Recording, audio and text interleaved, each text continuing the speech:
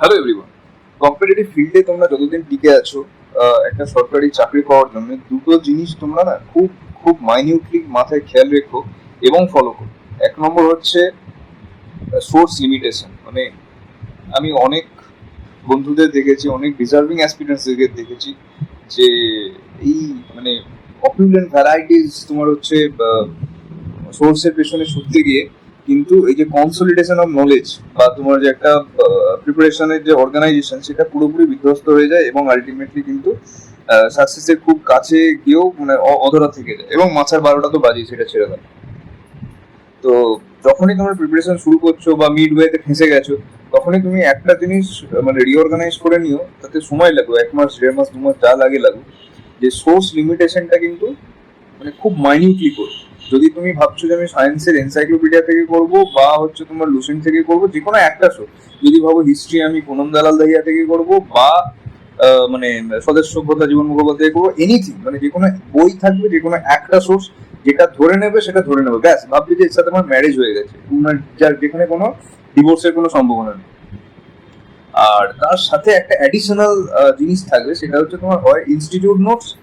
ঠিক আছে, যদি তুমি ইনস্টিটিউটে করছো বা কোনো বন্ধু থেকে কালেক্ট করেছো ইনস্টিটিউটের নোটস, সেটা থাকবে সেই সাবজেক্টের উপর।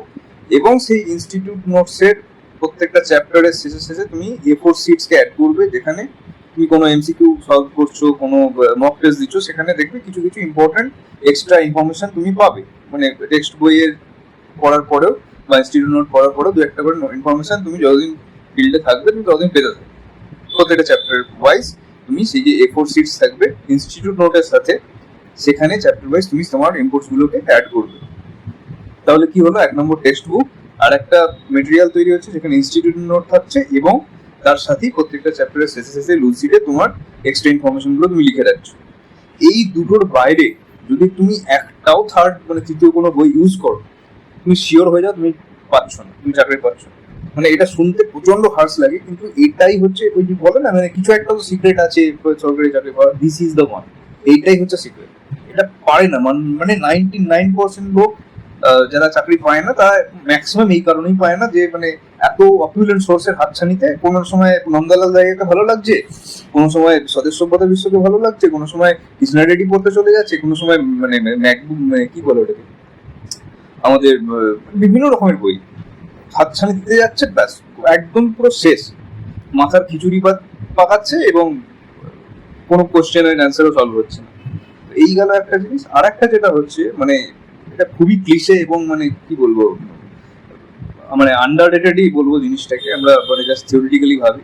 কনসিস্টেন্সি ইজ দ্য কি। মানে তুমি যদি ভাবো যে ডেলি 5 ঘন্টা আমি সেট করছি আমার জন্য, সেই 5 ঘন্টা যেন যতদিন তুমি প্রিপারেশন আছো, 2 ঘন্টা, 2 বছর 3 বছর, you have to give that 5 hours.